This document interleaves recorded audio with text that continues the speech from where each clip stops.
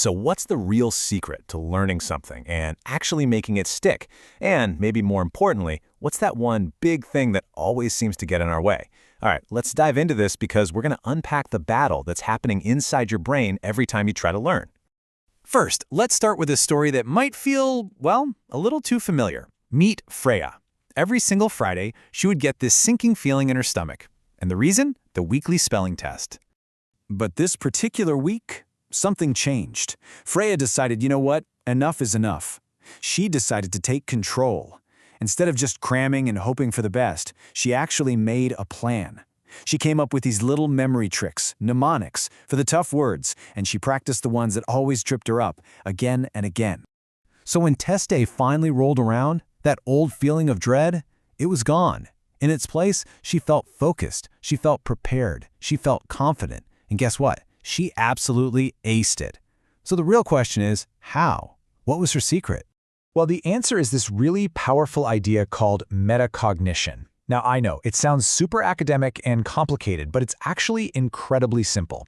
It's just the awareness of your own thought processes.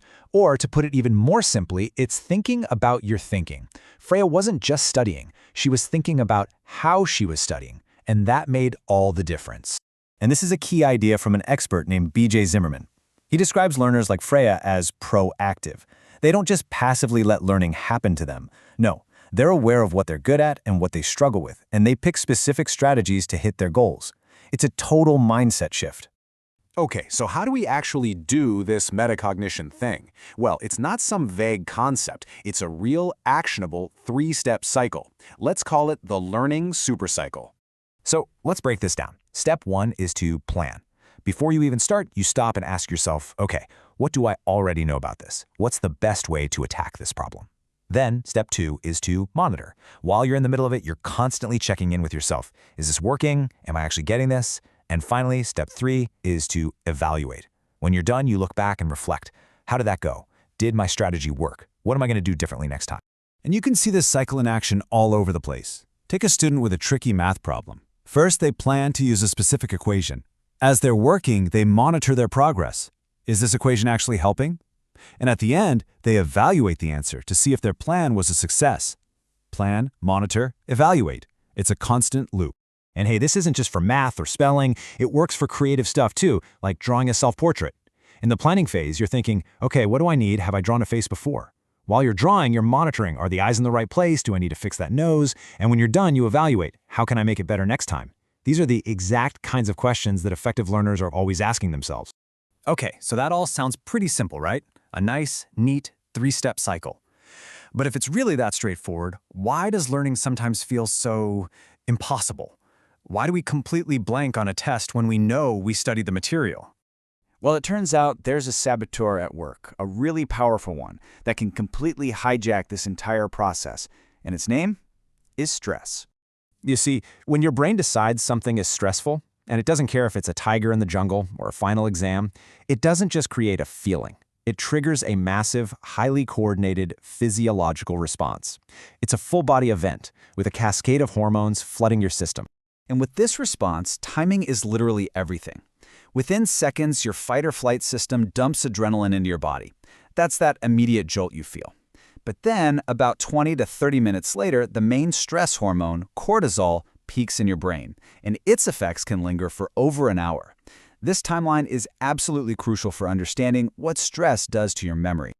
And this whole physiological reaction leads us to something we can call the memory heist. It's the story of how stress literally hijacks your brain's ability to learn and, more importantly, to remember. And here's where we get to the central kind of weird paradox of it all.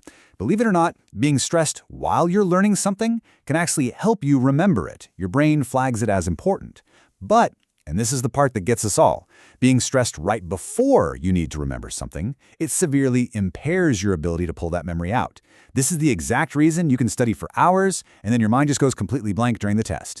And hey, this isn't just a theory. The data is crystal clear. Look at this chart from a typical study. The group that wasn't stressed before their test, high recall, no problem. But the group that was stressed out right before, their performance completely tanked. The stress literally blocked their access to the information they already knew. But wait, it actually gets worse. Stress doesn't just block your memory, it fundamentally changes how you think. It pushes your brain out of its flexible, creative, problem-solving mode and into a rigid, almost robotic, habit-based mode. It makes it way harder to think on your feet or apply what you know to new situations. And on top of all that, it makes it more difficult for your brain to update old memories with new information. Now, this is a huge deal for learning because education is all about building on what you already know. Stress basically puts up a brick wall around your existing knowledge. Okay, so stress is a pretty powerful saboteur. But the story does not end there. The great news is we have an entire toolkit of science-backed strategies to fight back, reclaim our brain, and get back to learning smarter. This table right here is basically your cheat sheet for how to study effectively. And notice what's at the top with a high utility rating: practice testing and spaced practice.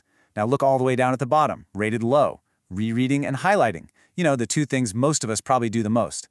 The science is clear. We need to work smarter, not just harder.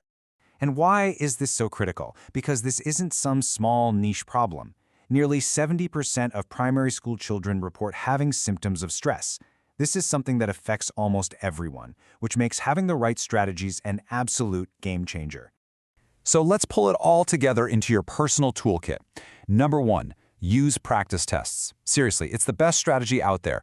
It helps you remember things better, and get this, it actually reduces your anxiety for the real test. 2, space it out. Spreading out your studying is way more effective than cramming. 3, try to match your context. If you can, study in the same kind of environment where you'll be tested. 4, add emotion. Connect what you're learning to a positive story or a cool example to make it stick. And finally, tying it all together, know thyself. Use that metacognitive cycle to plan, monitor, and evaluate what really works for you. So there you have it. You now know the secret to how your brain really learns best, and you know exactly what sabotages it. The only question left is, what are you going to do with that knowledge? How will you redesign your next learning challenge?